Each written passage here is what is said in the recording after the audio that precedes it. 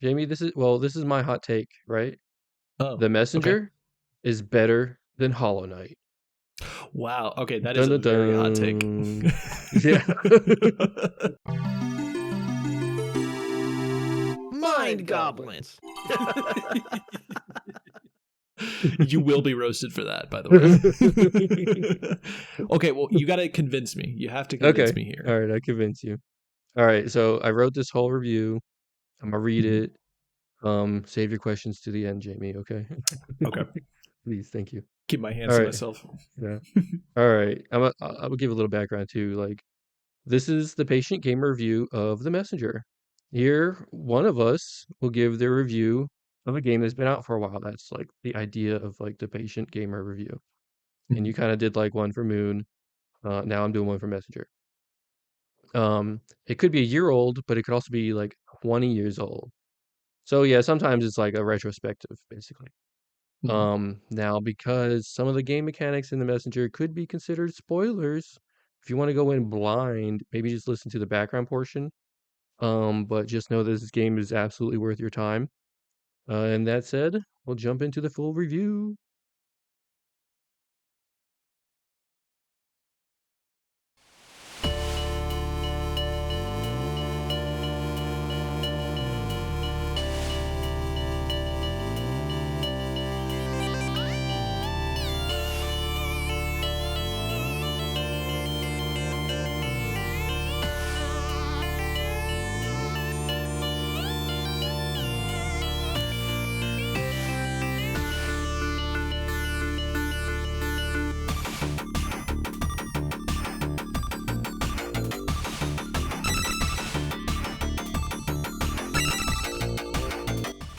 The Messenger, as an idea, was created by this dude, Thierry Boulanger. I guess he's French Canadian. While he was studying programming back in 2007, I hope I said his name. It's inspired by Ninja Gaiden, but it's not a spiritual successor. So if you think that, like I know some people do, like one of my coworkers thought it was, and you need to get that thought out your head because it's very much its own game. Okay, my bad. Yeah.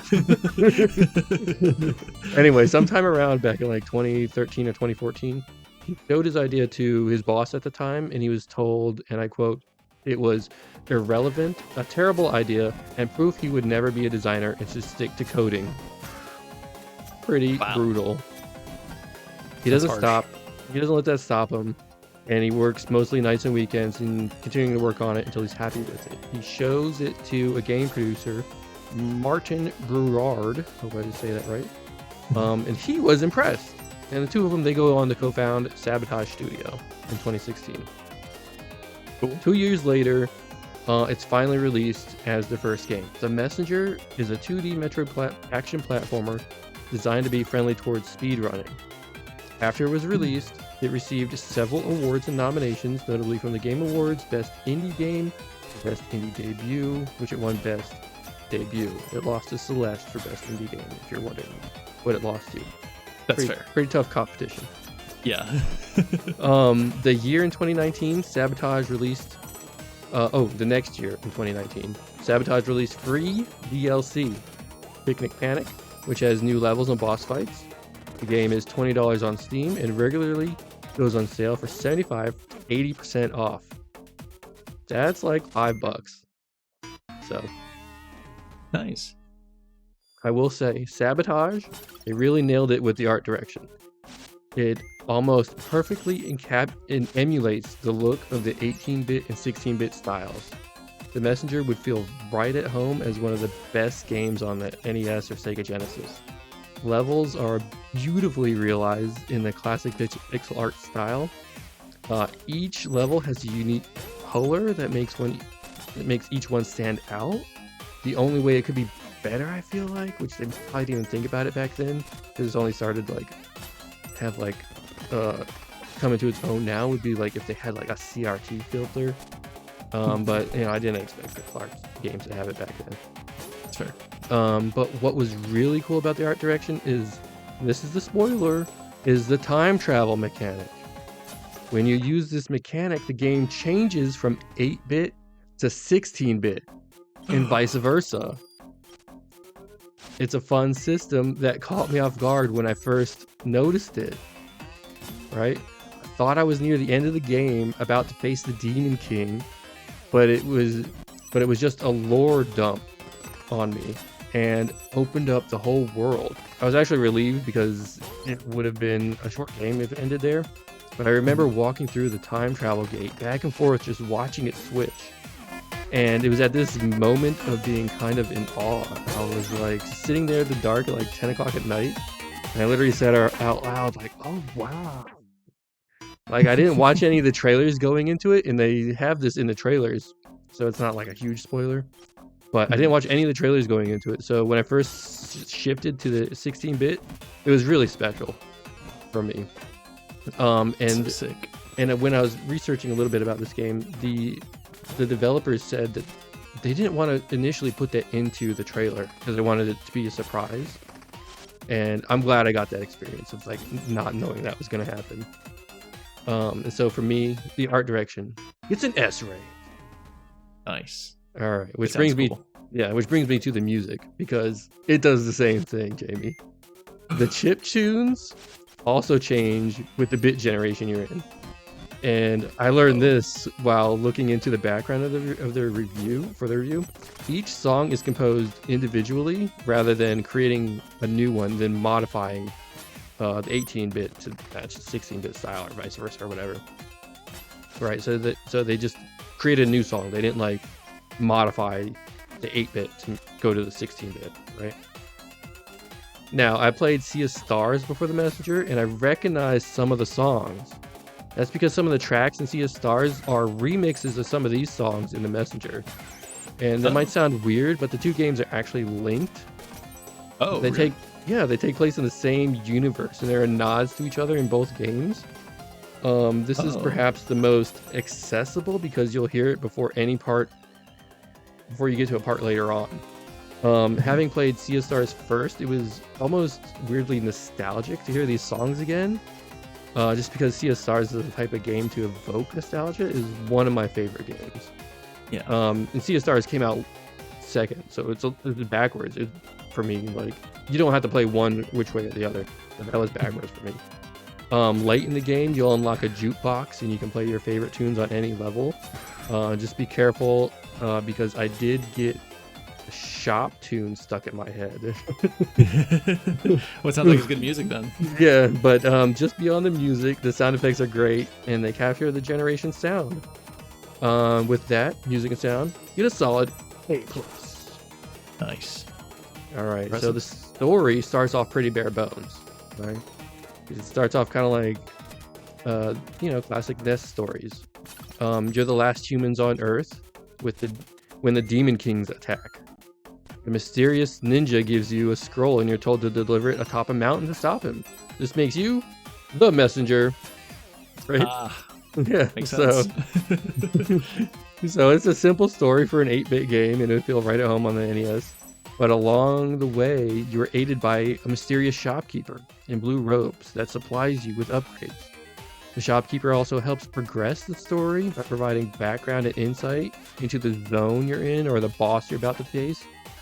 But he also has some pretty funny quips. He's the kind of character that's very self-aware and satirizes tropes of the genre. And you can also ask the shopkeeper to tell you a story, and they're all in the style of like a parable. So you know it's intended to give some lesson, but not always. Sometimes we would fight about the stories without having a lesson. And this made him mad, and at one point he refused to tell me more stories. He said, I didn't think I was appreciating the stories, and it made him insecure. Wow. But I kept talking to him because I wasn't about to let this go, and because I wanted the more stories, damn it. And this led to a very lengthy dialogue back and forth, and he was like, oh no, dude, I really like your stories, and that's why I asked for them. And he was like, eventually relented and told us the story. Oh, that's cool. There's also a cabinet that you're not allowed to touch. Do not touch it. You might regret doing so at one point. Okay. But if I'm being honest, it's really not my style of humor. Okay. But so once you reach the top of the mountain, you are transported to the future. You are greeted by a massive floor dump, and the art direction and music change to the 16-bit style. This is where the game really opens up, takes full advantage of the switching styles. Not only does the style of the art change, but the levels change too. So in the past it might be dry, but in the future it might be flooded, for example. Okay. Yeah. Okay. And then in one of the stages, you'll get the Sea of Stars crossover, pretty much like as a reward. It's kind of weird because the Messenger was released first, but because I played Sea of Stars first, it was like I was able to see connections here, whereas I missed them all in Sea of Stars. It was, and that's kind of like, it just kind of goes to show that like it doesn't matter which game you play first, you can play either and still have fun recognizing the connections between the games. And those little Easter eggs, they really did put a smile on my face. That's awesome. I love when games do that, especially if yeah. they're like from the same studio or just like friendly indie game partners. That's fun. Yeah. And so with that, I give the story a respectable B. Right on. All right. So after reaching the top of the mountain, the game genre also changes from a linear action platformer to a Metroidvania. Oh, what? New stages and previously unavailable areas open up. Now, this is where I really got invested, and the gameplay continues to be even more interesting, if you can believe it. I just really love the platforming and the boss fights. Both are challenging and fun without feeling unfair. The platforming is so smooth. Okay, so this game doesn't just give you a double jump. It teaches you a technique called cloud step. You have to hit something first, like a lamp post or an enemy, and then you can jump again in the air. Right? This little change from the classic double jump is unique, and it's so much fun. Also, there's like basically a hook shot that that will slingshot you across gaps, and you can chain these together, and it just feels so good when you hit that perfect jump, slingshot, glide, grab, especially like on like the first run through a screen. And then you'll have to go back cool. to and then you'll have to go back to that screen again. And I think it was easy the first time. I'll die this time. It's the remix that gets you. Yeah. The boss fights, they also make use of the platforming. So it's not just like hitting and dodging the boss. So to give an example, I was fighting a boss that was basically the Demon King's right-hand man, right? In this fight, he flies up so you can't reach him, and then he floods the ground with fire that will kill you. So you have to use your cloud step technique on these demon heads that pop out of the walls. And when you hit one, a bunch of them hide in their little hole and new ones pop out. So you have to chain cloud stepping to get to the boss. And I found this pretty challenging, but never unfair, right? The game telegraphs what's going to happen, and the boss phases are very learnable. But after losing to this boss multiple times, I actually found myself standing in the dark of my living room. The only light from the TV. I'm gripping the controller so tight, my hands are sweaty. And if I didn't grip it tight, I just might drop it. So I whisper to myself out loud. I go, okay, just one more before I go. And I'm going to go to bed soon. I respawn, I rush in, and die almost immediately. I wanted to rage and throw my controller across the room, but I held it together, Jamie. I said I wouldn't let that try count. So I tried it again, and again, and again. Way more than just the one try I said I would do. I eventually had to relent because I had work in the morning, and so I put it down. But the next night, after I had some rest and some time to think about it, finally, I realized I could hookshot over the longer distances to help me stay in the air longer. So that night, I put that into practice, and I beat him on the first try. That's what I'm talking about. Yes, Yeah. it's this mending of platforming and boss fighting that I really like about the bosses in this game. Now, unlike in typical 18 or 16-bit convention, the Messenger does not use lives. Instead, you collect time shards, and these are used to buy upgrades from the shopkeeper. But be careful, because when you die, a little demon follows you around, eating any time shards you collect for a little while. And I feel like this is fair because you die a lot. Yeah. He keeps track of how many times you die, and like every time you die, he has like a little funny clip about what happened. I actually really like the little demon. That's cool. Yeah, and Would luckily, you say it's kind of like a sanctuary type game where like you drop your stuff on death, or like he's collecting your stuff when you die? you don't drop anything. I would say like the shop is kind of like a little sanctuary. Yeah. Oh, okay. Well, I was Yeah. thinking more like a Dark Souls when you drop your things on death and he's collecting them. Oh no, he's not collecting your things. Like, Oh, 'cause gotcha. Okay. you'll die and you respawn, and like all the time shards will have respawn as well. And so when you collect those those respawn time shards, he eats them. Oh, gotcha. Okay. Yeah, that so it makes prevents sense. you from like over leveling, right? Yeah. Okay. So, Cool. Yeah. yeah. That's awesome. Whoa. Yeah. That's smart. So luckily, coming back from death does not take a long time, so it doesn't feel punishing or like I lost a lot of time. It's like Yeah. more of a basic pacing mechanic intended to ensure you don't buy all the upgrades too early. Very cool. I like that. Yeah. So for an additional challenge, you can also collect power seals, which is actually what I'm doing in this video in the background. I'm like running around collecting all the power seals because I heard they beat the game. Once you have enough, you'll be able to open up a chest in the shop for a reward. And I didn't collect all the power seals, but they are good fun and challenge.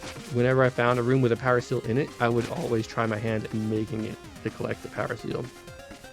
And Okay. just as an aside, you can change the controls, which I found originally were a little bit difficult to jump with A and then hit grappling hook with B, so I changed the grappling hook to like the right bumper, and for me that made platforming really smooth and just a little bit more satisfying. Now, for the free DLC. It's harder than the base game. The enemies are harder in the platforming. It follows a completely different story than the main game because you enter an alternate timeline.